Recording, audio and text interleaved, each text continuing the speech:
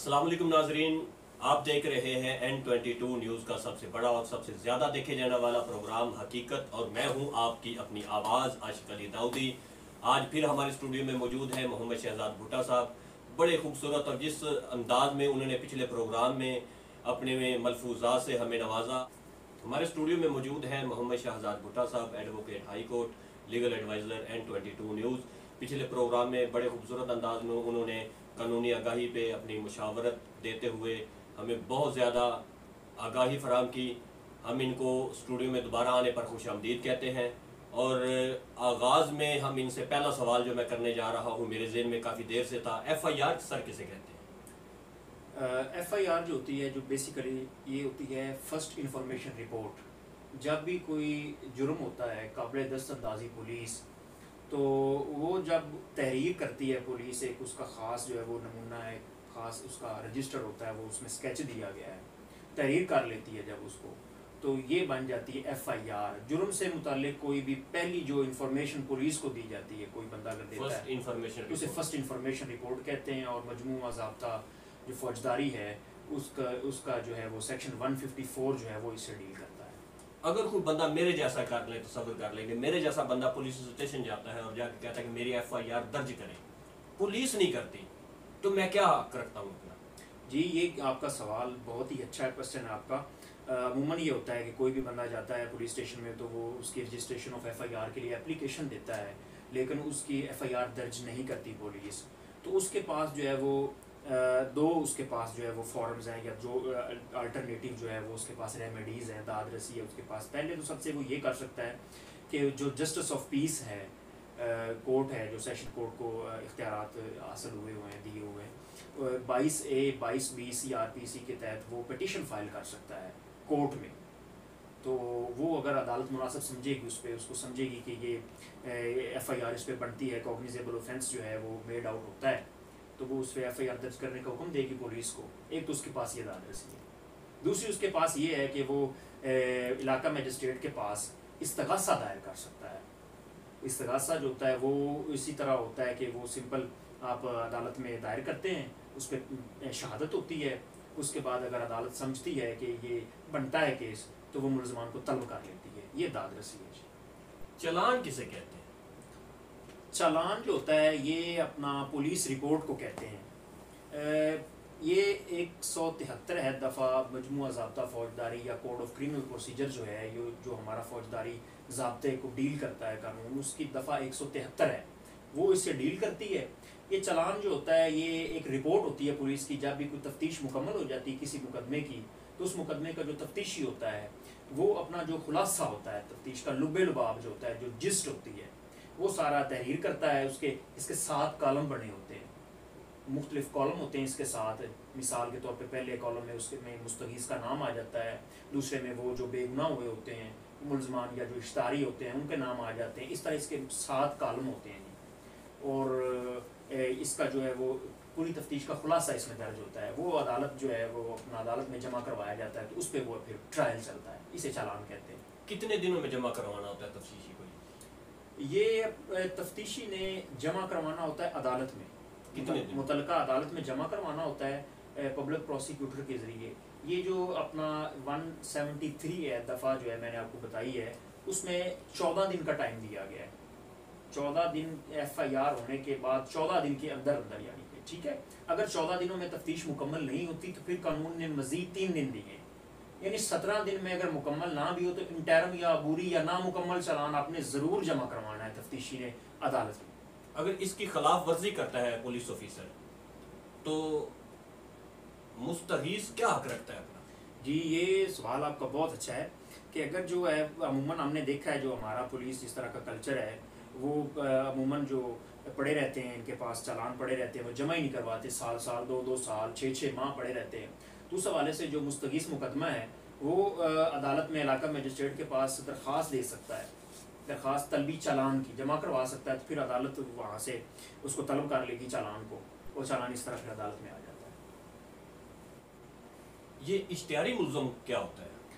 جی، یہ اپنا اشتہاری ملزم جو ہے یہ دفعہ جو ہے وہ 87 اور 88 ہے مجموعہ ضابطہ فوجداری کی، وہ اسے ڈیل کرتی ہے. جب بھی کسی کے خلاف کوئی ایف آئی آر ملزم کے خلاف درج ہوتی ہے، وہ پیش نہیں ہوتا، وہ نہ تو وہ اپنا گرفتار ہوا، نہ اس نے اپنی عبوری بیل کروائی، یا اگر عبوری بیل اس کی ہو بھی گئی تو بعد میں پھر وہ پیش نہ ہوا ٹرائل کورٹ کے سامنے. جب اس کا کیس چلا، جب عدالت نے اس کو طلب کیا تو وہ عدالت میں اگر پیش نہیں ہوتا تو پھر وہ اس کے اپنا جو ہوتا ہے تفتیشی جو ہوتا ہے اس مقدمے کا، وہ عدالت سے رجوع کر کے وہاں سے عدالت سے اس کا ایک اشتہار جو ہوتا ہے وہ حاصل کرتا ہے. وہ حاصل کرنے کے بعد وہ ایک اشتہار جو ہوتا ہے، وہ جو ملزم ہوتا ہے اس کی رہائش گاہ کے باہر جو چسپاں کیا جاتا ہے ایک عدالت کا جو گیٹ ہوتا ہے مین وہاں پہ، اور اس طرح وہ ہے جو ایک اس کا جو ٹاؤن ہے یا گھر ہے جو محلہ کہہ لیں، کسی واضح جگہ پہ وہ ایک لگا دیا جاتا ہے تاکہ اس کو پتہ چل جائے کہ آپ نے فلاں عدالت میں فلاں تاریخ کو پیش ہونا ہے. تو وہ جب اشتہار لگتا ہے تو اسے کہتے ہیں یہ اشتہاری ملزم ہو گیا. یہ اخبار کا اس سے کوئی تعلق نہیں؟ یہ اخبار میں اس طرح ایسا اشتہار نہیں اس کا ہوتا. یہ ایک پرنٹڈ فارم، یہ ایک چھپا ہوا ایک عدالت کی طرف سے جاری کیا ہوا ایک اشتہار ہوتا ہے. تو وہ ہوتا ہے، یہ اخبار والا تو اشتہار نہیں ہے جس طرح ہوتا ہے وہ اخبار والا، یہ نہیں ہوتا. یہ ایک خاص اس کا نمونہ ہوتا ہے. عرف عام میں ایک لفظ بولا جاتا ہے 751، اس سے کیا مراد ہے؟ یہ اصل میں جو ہے یہ پریونٹیو ایکشن آف پولیس ہے، جسے جو پولیس کی لینگویج جو ہے اسے انسدادی کارروائی کہتے ہیں.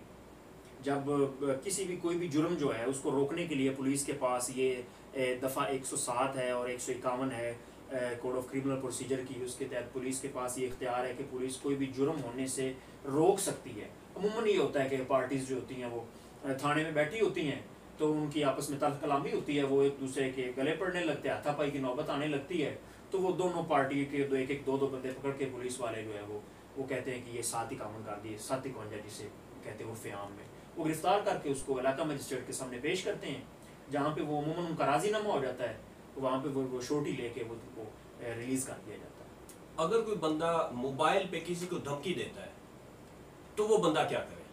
جی یہ آج کل کا بڑا ایک ایشو ہے، چونکہ آج کل ہر بندے کے پاس یہ انسٹرومنٹس ہیں، یہ موبائل وغیرہ ہیں، تو اگر ایک بندہ جو ہے وہ کسی دوسرے کو دھمکی دیتا ہے، موبائل پہ دھمکی آمیز کال کرتا ہے، دھمکی آمیز میسج دیتا ہے، اس کو میسج کرتا ہے، تو اس حوالے سے یہ ایک ٹیلی گراف ایکٹ ایک قانون ہے، اس کی دفعہ ہے 25D، تو اس کے تحت ایف آئی آر ہوتی ہے. 25D ٹیلی گراف ایکٹ کے تحت یہ جرم ہے اور اس کے تحت ایف آئی آر ہوتی ہے. اگر کوئی بندہ کسی کی حد تک کرتا ہے، بے عزتی کرتا ہے، وہ بازار میں ہو، گلی میں ہو یا الگ ہو، تو وہ بندہ اپنے کیا حقوق رکھتا ہے؟ جی یہ بھی آج کل کافی اس طرح کے معاملات جو ہیں وہ پائے جاتے ہیں، ہو رہے ہیں معاملات. اس حوالے سے یہ ہے کہ ڈیفامیشن آرڈیننس ہے ایک قانون، اس میں یہ داد رسی دی گئی ہے کہ اگر کوئی بندہ کسی کو ڈیفیم کرتا ہے اگر اخبار میں اس کے خلاف کوئی جھوٹی خبر شائع کرتا ہے، کسی چینل پہ بیٹھ کے ویسے بول کے تحریر کر کے کسی بھی طرح سے اور اس کی حد تک کرتا ہے، توہین کرتا ہے، انسلٹ کرتا ہے، تو وہ بندہ جو ہے وہ اپنا سول دعویٰ دائر کر سکتا ہے سول کورٹ میں ہرجانے کا. تو پھر عدالت وہ اس کو دیکھتی ہے، اگر وہ اس کو سمجھتی ہے کہ اس میں صداقت ہے تو وہ ڈگری کرتی ہے اور ہرجانہ جو وہ ادا کرنا پڑتا ہے جس کے خلاف وہ دعویٰ دائر ہوتا ہے. میں نے ایک پہلے سوال کیا کہ مجھے کوئی فون پہ یا کسی کو دھمکی دیتا ہے، ایک کا تو پتہ ہوتا ہے کہ یہ فلاں بندہ مجھے دھمکی دے رہا ہے، ایک ان نون بندہ ہوتا ہے، جی اس کا کیسے پتہ چلے گا؟ وہ یہ اس میں یہ ہے کہ آپ نے تو صرف پولیس کو اطلاع دینی ہے، یہ آگے پولیس کا کام ہے، انویسٹیگیٹنگ ایجنسی کا کام ہے، اس نے ٹریس کرنا ہے کہ وہ نمبر جو ہے وہ کس کے نام پہ رجسٹرڈ ہے، وہ کون ملزم ہے، یہ پولیس کا کام ہے. اور آج کل ایسی ڈیوائسز اور انسٹرومنٹس ہیں، یہ تو عام سی بات ہے، وہ ٹریس ہو جاتا ہے یہ نمبر کس کے نام پہ رجسٹرڈ ہے، یہ کوئی ایشو نہیں.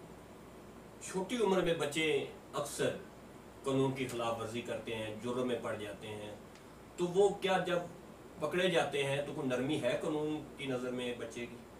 جی بالکل، بچوں کے بارے میں جو قانون ہے وہ اس کا نام ہے جوینائل جسٹس سسٹم ایکٹ 2018. یہ ابھی حال ہی میں یہ قانون بنا ہے. جو بچے ہیں جن کی عمر جو ہے وہ 18 سال سے کم ہے، یہ ان کے لیے خاص طور پر بنایا گیا ہے، اور اس میں کافی رعایت جو دی گئی ہیں بچوں کو. مثال کے طور پر اگر کوئی ایسا جرم ہوتا ہے جس کی سزا 7 سال تک ہے، 1 سال سے لے کے 7 سال تک جو جرائم ہے نا جن کی سزا ہے، وہ بچہ اگر وہ کرتا ہے تو وہ بے لیبل تصور ہوگا، یعنی اس کی ضمانت لے لی جائے گی. اور اس کے بعد یہ اس میں کافی بچوں کو نرمی دی گئی ہے کہ اگر کسی بچے کو سزا ہوتی ہے تو اس کو ہتھکڑی نہیں لگائی جائے گی، اس کو جیل میں نہیں رکھا جا سکتا، اس سے مشقت نہیں لی جا سکتی، اس کو بیڑیاں نہیں پہنائی جا سکتی، کسی بھی بچے کو سزائے موت کی سزا نہیں دی جا سکتی، عمر قید کی سزا نہیں دی جا سکتی۔